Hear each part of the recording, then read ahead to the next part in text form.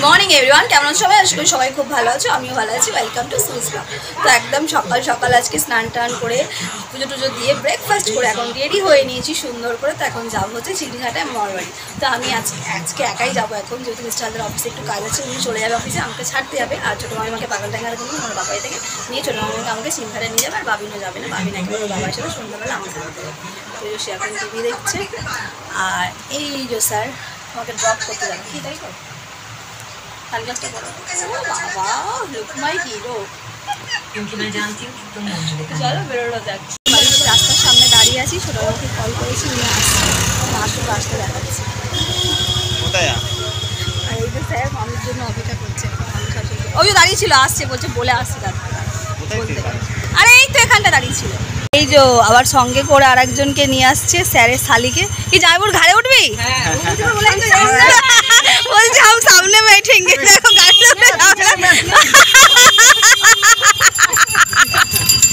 খালি হয়ে যায়। তো বনু যাবে না, ও ইয়ার্কি মারছিল যাইবুর সাথে। ভাই আসবি তাহলে দুপুরে? আমরা তিনজন এখন যাচ্ছি। আর বনু এলো না, ও যেহেতু নবরাত্রি করেছে ও আসবে না। আজকে তো 9 দিনের লাস্ট পুজো, তো হয়তো দুপুরের পরে আসবে, তাই তো মামি? দেখা যাক ও আসবে না। মেয়ে দিল এখন বেরিয়ে যাচ্ছে, তাহলে আসবে। হ্যাঁ বাই। ওখানে বসলাম কত এখন সবাই রেডি হচ্ছে, আমরা একটু বেরোবো।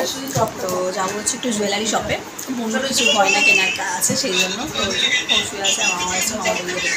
তো এটা হচ্ছে দিদাদের পাড়ার মন্দির। ওই মন্দিরটার নাম কি? তো এই মন্দিরটার নাম হচ্ছে বুড়ো বাবার থান। বহুত পুরাতন মন্দির, এটাকে অন্যরকম ছিল, এবছর নতুন করে বানিয়ে আর কি মন্দিরটা করে দিয়েছে। সুন্দর মন্দিরটা। ঠাকুর দর্শন করা হয়ে গেল, তো আমরা এখন যাচ্ছি। আমি কোথায় যাচ্ছি জানো? আমরা কোথায় যাচ্ছি এখন? আমরা যাচ্ছি আমার বন্ধুর বাড়ি। বড় মাইমার একটা বন্ধু বাড়ি যাচ্ছে, একটা প্রোডাক্ট অর্ডার করেছিল উনি, ওষুধ সেটাই দিতে, তাই তো? তো চলো মামাটার বাড়িতে গিয়ে দেখা হচ্ছে। আর এটা হচ্ছে মামিদের পাড়া। এই মন্দিরটা তোমাদেরকে দেখিয়ে দিলাম। এখানে ছোটো আমি আগে, এই বড় আমি আগে খেলাধুলা করতো, আর এখন এসে কি করো? এখন এসে এক রাতে থাকি না, আসি 1 ঘন্টা থেকে বাড়ি।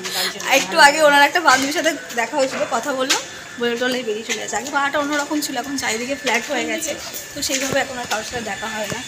টুকটাক যা হয়। গোপালটাকে ওইটাই তো বলছি, 3টে গোপাল, কি সুন্দর না? আমি প্রথমে ভাবলাম 2টো, তারপর দেখছি 3টে। তো এই মামার বাড়িতে 3টে গোপাল, আর ছোট্ট গোপালটাকে দেখে কত কিউট লাগছে। আমি ভাব ছেবা টেবা দাও না, এখন বিস্কুট দিয়েছো খেতে। হ্যাঁ, আবার কি দেবে দুপুরে? দুপুরে আমি আর কিছু দিই না, আমি ওই প্রথম দিয়েই ওই বিস্কুট দিয়ে দিই, সকালে খাওয়া দিয়ে দিই। তো মাইমার মতন করে সেবা দেয়। তো আমরা যে বসে গল্প করছিলাম, আর মাইমা যে কিছু করলেন, শুধু আমাকে একা। ওই আমার দিদির মেয়ের কথা বলবো। ঠান্ডায় গরমে এখন না না, আমার দিদির মেয়ে খুব হাঁচি হয়ে গেছে।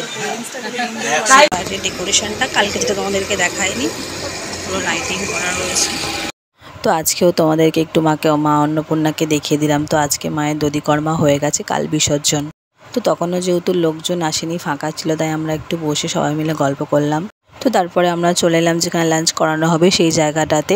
তো এখানে কালকেও খাবার দাওয়া করানো হয়েছিল, আজকেও সেম একই জায়গাতেই লাঞ্চটাও দিয়েছে। আর এই হচ্ছে সেই আমাদের দাদু, যিনি পাঞ্জাবি পরে বসে আছেন, ওনার বাড়িতেই পুজোটা ছিল। তো আমরা বসে পড়েছি এখন লাঞ্চ করতে। আজকে লাঞ্চে ছিল সাদা ভাত, ভেজ ডাল, আর হচ্ছে বেগুনি, আর তার সঙ্গে ছিল হচ্ছে মাছের মাথা দিয়ে পুঁইশাক কুমড়ো দিয়ে একটা তরকারি। তার সঙ্গে ছিল হচ্ছে 2 রকমের মাছ, কাতলা মাছ আর ট্যাংরা মাছ, আর ছিল হচ্ছে চাটনি, পাঁপড়, আইসক্রিম, 2 রকমের সন্দেশ আর রসগোল্লা। তো তোমরা হয়তো ভাবতে পারো পুজো বাড়িতে মাছ কেন? অ্যাকচুয়ালি দাদুদের যেদিনকার মা বিসর্জন হয় তার আগের দিন সবাইকে মাছ খাওয়াতে হয়, সেই জন্য এই কারণে প্রত্যেক বছর দাদুদের যেদিনকে আর কি লোকজন বেশি করে খাওয়ানো হয় নবমীর দিনকার, সেদিন ওনারা মাছ করেন আর মাছ দিয়েই মাকে বিদায় দেন। সেই জন্য গত বছরও সেম এই 2 রকমের মাছ করা হয়েছিল। তখন তো আমি ব্লগ করতাম না, সেটার জন্য তোমাদেরকে দেখাতে পারছি না।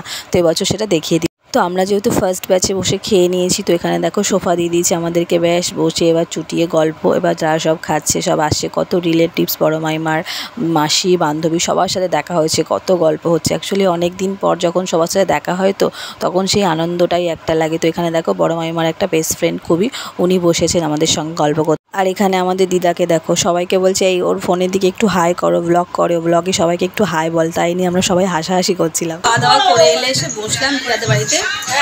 সবাই দেখো এখানে আমার ব্লগই দেখছে এখন, এর থেকে আর ভালো কিছু হতে পারে না। সবাই খেয়ে এখন গড়াগড়ি দিয়েছে, রেস্ট করবো, দেন বিকেলবেলা আমরা কোথাও বেরোবো, বিকালে দেখা যাক বিকেলবেলা কোথায় বেরোয়। আর হ্যাঁ, জুয়েলারি শপে যাওয়া বলেছিলাম, যাওয়া হয়নি, আজকে সানডে বন্ধ থাকে, আমরা জানতাম না। আমাদের এবারে বড় মাইমা বললো যে এমজি গোল্ড সানডেতে বন্ধ থাকে, তারপরে আমি কল করলাম, বলছি হ্যাঁ আজকে বন্ধ, এই জন্য এমজি গোল্ডে যাওয়া হলো না। বনুটার বেচারার গয়নাগাটিও কেনা হলো না। অনেকক্ষণ গল্প গাছা, ঘুম টুম, এই যে খুব ঘুমিয়েছে সবাই মিলে, শুধু একমাত্র আমি যে ঘুমাইনি। এখন সন্ধ্যে হয়ে গেছে, আমি একটু ঘুমাইনি বন্ধুরা, মিথ্যে কথা, সবাই ঘুমিয়েছে ফ্রেন্ড, সবাই এই যে ঘুমিয়ে চোখ খুলে নিতে, সবাই ঘুমিয়েছে, এখন সন্ধ্যা হয়ে গেছে, বাড়ি যাবো, সবাই সবার বাড়ি যাবে, নিজের বাড়ি চলে যাবে, মা বোন ওরাও চলে যাবে, আমিও চলে যাবো। তো মিস্টার হালদার আসেনি, উনি অফিস থেকে এখনো ফেরেনি বলে উনি আসতে পারেনি, আর আজকে আমাকে একা হেঁটে হেঁটে যেতে হবে।